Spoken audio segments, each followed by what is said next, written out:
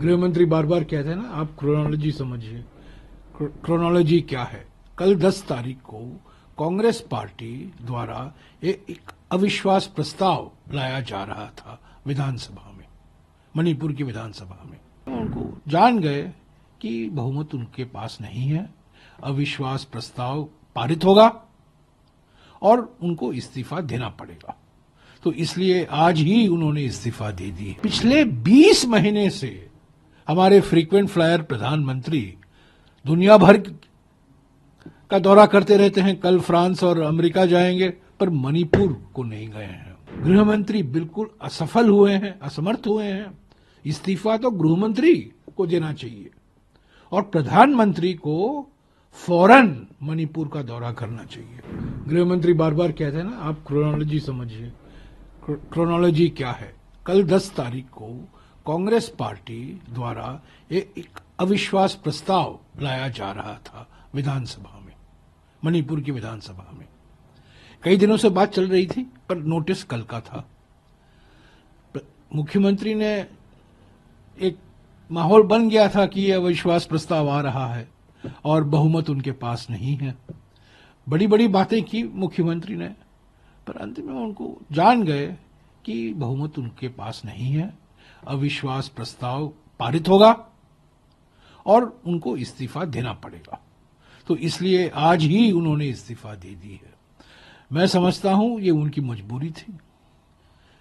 सैकड़ों लोग मारे गए हैं मई 2023 से। 60,000 लोग बेघर विस्थापित हुए हैं, प्रॉपर्टी जलाई गई है, तनाव है।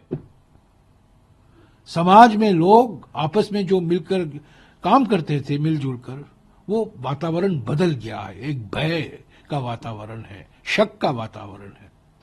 और पिछले 20 महीने से हमारे फ्रीक्वेंट फ्लायर प्रधानमंत्री दुनिया भर का दौरा करते रहते हैं। कल फ्रांस और अमेरिका जाएंगे, पर मणिपुर को नहीं गए हैं। तो ये देरी हुई है। इस्तीफा, मुख्यमंत्री की इस्तीफा जो अभी दिया गया है, उसमें देरी हुई है, पर जिम्मेदारी तो गृह मंत्री की है। गृह मंत्री थी, ये तो एक कठपुतली थे बीरेन सिंह। असली सूत्रधार तो गृह मंत्री थे, उनको तो सारा आउटसोर्स किया था प्रधानमंत्री ने। गृह मंत्री क्यों अपनी जिम्मेदारी नहीं पहचानते हैं? इस्तीफा तो उनको देना चाहिए। और प्रधानमंत्री 20 महीने से क्यों नहीं गए हैं मणिपुर? सब देशों, दुनिया भर का भ्रमण कर रहे हैं, हर राज्य में जा रहे हैं, चुनावी प्रचार कर रहे हैं, उद्घाटन कर रहे हैं, इनॉग्रेशन कर रहे हैं, पर मणिपुर नहीं गए हैं। और अभी अभी मैंने पढ़ा 20 तारीख को, यानी कि फरवरी 20 को वो गुवाहाटी जाने वाले हैं। गुवाहाटी से इम्फाल तो आधे घंटे का बिल्कुल प्लेन राइड है प्राइम मिनिस्टर के जहाज में। वो मणिपुर क्यों नहीं जाते? तो ये इस्तीफा पहला कदम है। मणिपुर में स्थिति इतनी बिगड़ गई है कि मैं नहीं समझता हूं कि एक नया मुख्यमंत्री आने से कोई फर्क पड़ेगा।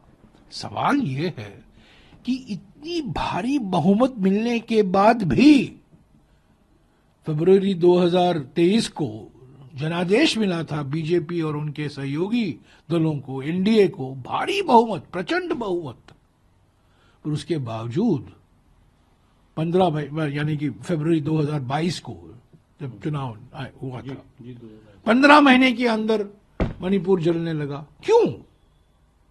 कारण क्या है?